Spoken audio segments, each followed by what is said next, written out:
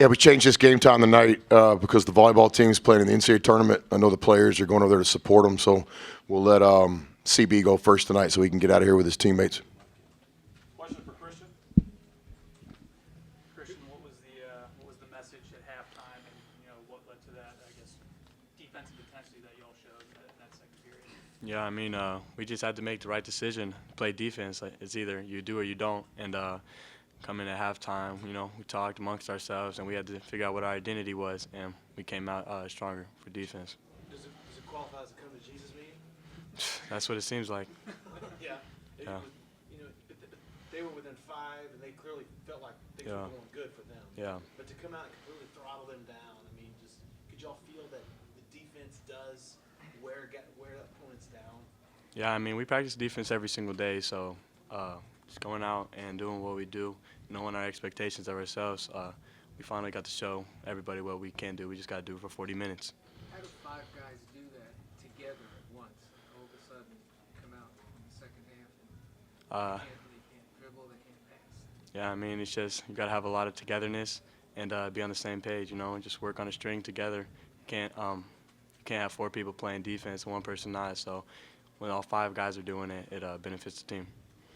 You guys had 7 different guys make threes in this game. How much does it help somebody like you to have guys that are able to space the floor and just sort of keep things open, and especially the way that the ball was flowing from guy to guy tonight? Yeah, I mean, we practice shooting every single day. I trust these guys shooting the ball, and so when they're making shots, it just makes it easier for me to get to the basket. Christian, you were 9 for 9 from the foul line tonight in the second half. Just for you guys as a whole, was there more of an effort in the second half? You felt like more of kind of a focus on getting to the basket, trying to get to the foul line? Yeah, I mean, that was the goal of the entire game. We didn't execute correctly in the first half, and it worked in our favor in the second. Christian, what does it say, too, about y'all's defense? They played so well, you have such a big lead, and then at the end, y'all have 3 straight charges. Yeah. And you're still going hard, still doing what you're supposed to be doing. Yeah, I mean, it's just practice makes perfect, so it's an everyday thing for us. Speaking of practice, have you done anything in particular to improve your free throw shooting? Just repetition. Yes, sir. Christian, you had the one play down the lane, you didn't quite finish. Yeah. You know that guy. Did you just see the opportunity and figure, hey, why not just go for the finish at that point? Yeah, I mean, I just missed it. That's all it was. Yeah. Thank you, sir. All right. You guys take care. Thank you, sir. Hey, Christina, where were you last night? I was at my semi-formal. Sorry. It's okay. Maybe you could have zoomed in, maybe, or? I was at a sushi restaurant. Okay. Appreciate the honesty. Questions for Coach? Chris, does it seem like that, from a 40-minute perspective, you now can show the guys, hey, look, if you don't do what's expected, this will happen, but if you do, this is what can happen. All in one game. Well, to me, unfortunately, we've already kind of learned that lesson. We've had some games where we're just flipped, right? Like we've all sat in this room a few times already in this short journey, and we've played really well in the first half. And then I've reminded some of you guys, I really wasn't pleased with the way the second half was going. So, to me, we just continue to be who we are right now. And I think we're just a work in progress. Until we get to where we can play 40 minutes, then we're not just, we're not going to have the outcome that we all want to have in the games that are coming up. But I got to be clear on this too, though. A lot of respect for Rio Grande Valley. Like first half, a lot of the stuff wasn't us, choosing not to play well. Our guys were dialed in. You got to give the opponent credit. So Matt Figure's a really good coach. You guys know he's with Frank Martin at Kansas State and South Carolina. He had a championship program at Austin Peay, and now he's down in South Texas. They're playing 2 freshmen tonight, 2 really good young players, and that's going to be a good team in their conference. And so in the first half, I'm not going to sit around and let the narrative be we just didn't play well. And our guys, we tried. Our guys were dialed in. Rio Grande Valley had a lot to do with our misfortunes in the first half. Coach, they only had 3 more points and turnovers in the second half. Did you say something to them at halftime, or how did that happen? I did say something to the team at halftime, definitely. Again, we're just trying to kind of figure out who we are. And I don't think we're any different than any other team in the country right now in that regard. Even teams that return a lot of veterans and don't have coaching changes. It's December in college basketball. And so my big message to the guys is who are we? And the first half, that's not who we wanted to be. In the second half, that is who we want to be. A low turnover game tonight. I think we had 9 turnovers. Stat sheet says 10, but I think when you check that tomorrow, it'll be 9. And so, yeah, we just played low turnover basketball. We spread it. We had, 4 or 5 guys in double figures, and guys, we probably could have got 6 or 7 guys in double figures tonight if they'd have played their regular minutes. So we did some good things offensively, and then defensively was just the tell of 2 halves. Trey had, I think, 5 assists to lead y'all. I think 4 of those were on threes, just kicking it out of the post. How important is it to have a big guy like that you can dump it down to, but he can identify where the guys are at and kind of kick it out and make those plays for y'all? Yeah, that's by design. Skilled bigs, and they're not bigs, they're players. So Trey, 5 assists tonight. I don't think he had any turnovers. I think he did that one time. Scotty Mack told me at UMass maybe, so that matches a career high. And then CB has that skill with his game too. So yeah, definitely by design. We don't have, big guys that all they do is play on the block. We got guys that can play all over the floor. And I thought obviously CB had a great statistical game tonight. Then Trey just gets it done. Trey's an efficient player as well. Chris, you talk about free throw differential being something you look at it as +5 for the night, good for you, and then overall, just what do you think about the aggressiveness in the second half offensively? Yeah, first half we definitely did not get to the free throw line enough. We had a couple of shot selection possessions, and it was only just a few. That's all it takes against a good team, and Rio Grande Valley is a good team, and it was a borderline great team in the first half the way they were playing. So it's not like we're coming down jacking bad shots from where I'm sitting, but we just have a couple that make no sense. So we just got to learn how to value possession by possession. Each possession has a life of itself, and this is how champions understand how to play, and we're the early stages. I've always thought basketball is my deal. I tell the players often, what if Naismith would have invented this game different? And so what if both teams warm up and we go out there and the home team gets the ball one time, and then we take a couple minutes timeout, and then we come out and the other team gets the ball one time, and then that's the game. And if both teams score, we go to overtime. How would the players value each possession? Would there be a bad shot? Never. Would there be a turnover?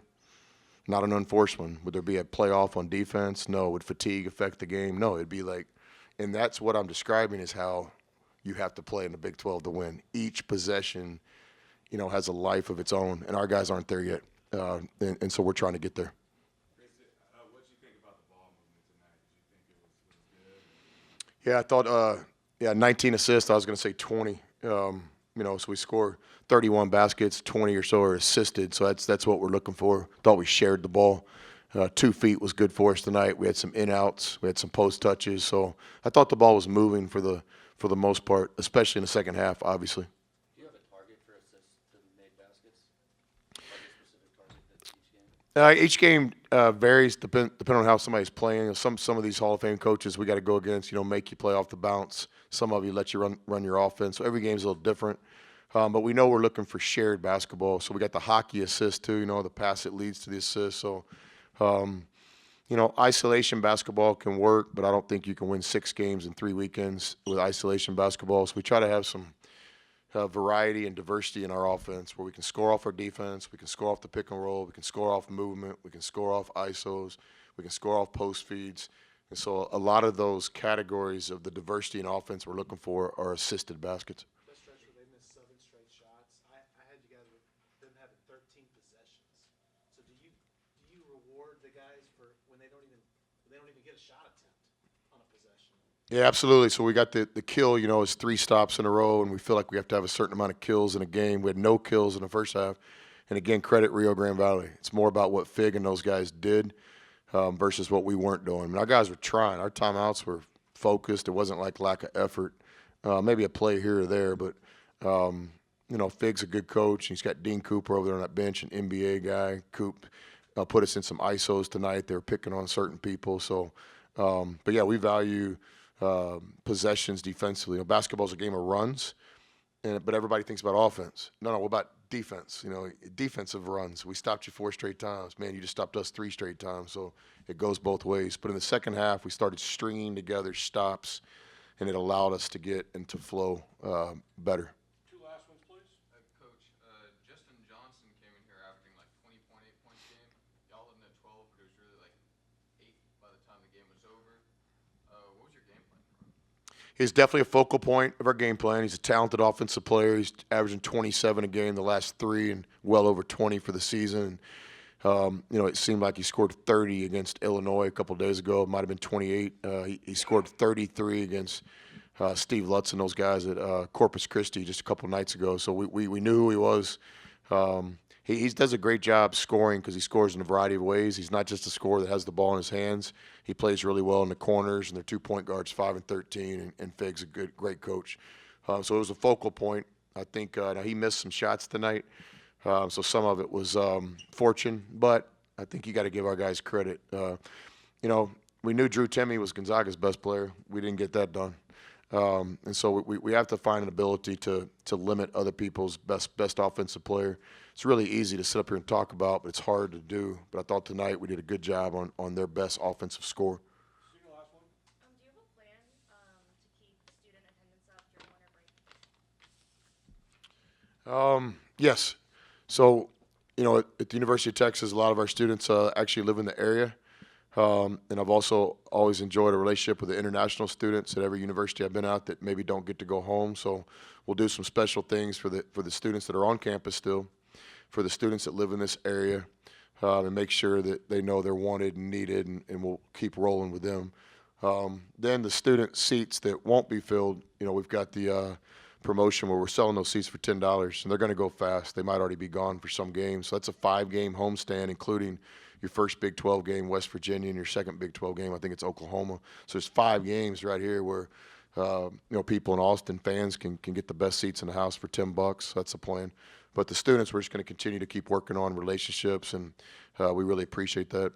The Hawaiian shirt guy, he got in a bind tonight. He had a formal, and there was some rumors he wasn't going to come to the game. We nipped that, but he made his own decision through a little bit of positive criticism, and he decided to come to the game tonight, so he was here. And then I think he was hauling butt to get to the formal, but he even stuck around for the team picture there at the end, so that was cool. We appreciate Hawaiian shirt guy. And now tonight, we'll find our next wanted fan, and we'll get that out, and we'll try to kind of do that every game this year. Identify a fan that we think's bringing the juice, and try to get a relationship with them. Thanks all. Thank you.